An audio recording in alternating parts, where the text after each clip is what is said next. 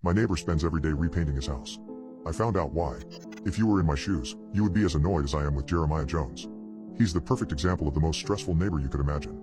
He was so addicted to perfection that he wouldn't even take a chance of his home having any sign of dirt on the outside. And I mean that quite literally. He is constantly taking precautions by painting the roof and the walls every single day. On some days, he smiled and he waved when I watched him from our porch. I waved back and even asked if he needed some help, but his smile swiftly disappeared.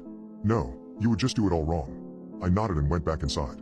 The day after he had finished painting it all blue, he was outside again at 5 a.m., when the birds weren't even up just yet. I awoke from the sound of something heavy, loudly hitting the pavement outside our door. I instinctively jumped out of bed and looked out the window to see what it was, and while my mind wasn't that sharp just yet, so early in the morning, I clearly saw blood. It was dripping down the window of Jeremiah Jones and there was a big puddle of it on the floor next to the house. I screamed and shouted for my parents to call an ambulance. Terrified, they ran to my room, and as the three of us took another look, we realized that what I must have seen was red paint.